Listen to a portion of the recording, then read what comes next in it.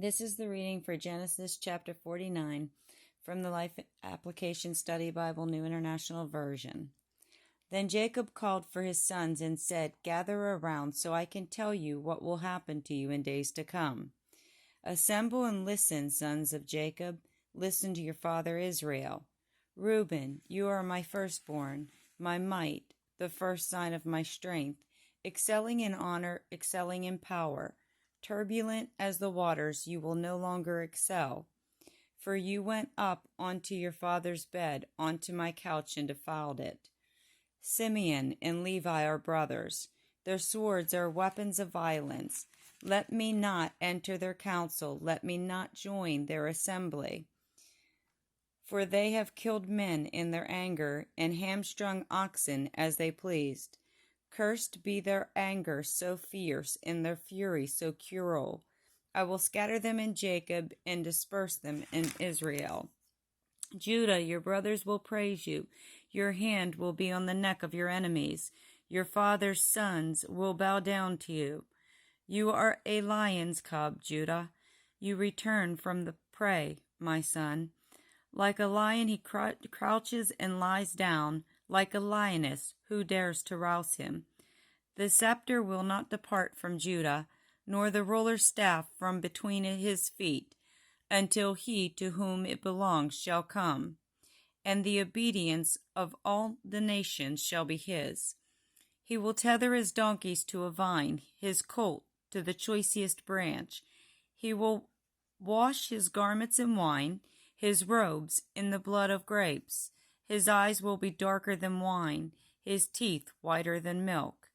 Zebulun will live by the seashore and become a haven for ships. His border will extend toward Sidon.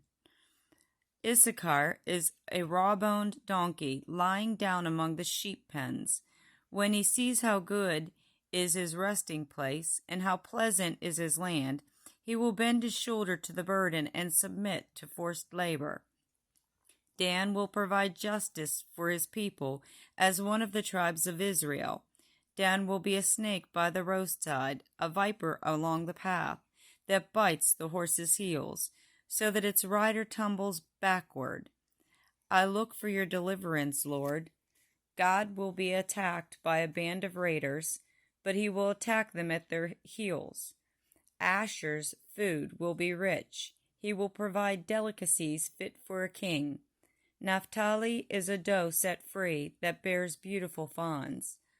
Joseph is a fruitful vine near a spring, whose branches climb over a wall. With bitterness, archers attacked him. They shot at him with hostility, but his bow remained steady. His strong arms stayed limber, because of the hand of the mighty one of Jacob, because of the shepherd, the rock of Israel, because of your father's God, who helps you, because of the Almighty who blesses you with blessings of the skies above, blessings of the deep springs below, blessings of the breast and womb. Your father's blessings are greater than the blessings of the ancient mountains, than the bounty of the age-old hills. Let all these rest on the head of Joseph, on the brow of the prince among his brothers. Benjamin is a ravenous wolf. In the morning he devours the prey, in the evening he divides the plunder. All these are the 12 tribes of Israel, and this is what their father said to them when he blessed them, giving each the blessing appropriate to him. Then he gave them these instructions. I am about to be gathered to my people. Bury me with my fathers in the cave in the field of Ephron the Hittite, the cave in the field of Machpelah, near Mamre in Canaan, which Abraham bought along with the field as a burial place from Ephron the Hittite. There Abraham and his wife Sarah were buried. There Isaac and his wife Rebekah were buried, and there I buried Leah. The field and the cave in it were bought from the Hittites. When Jacob had finished giving instructions to his sons, he drew his feet up into the bed, breathed his last, and was gathered to his people.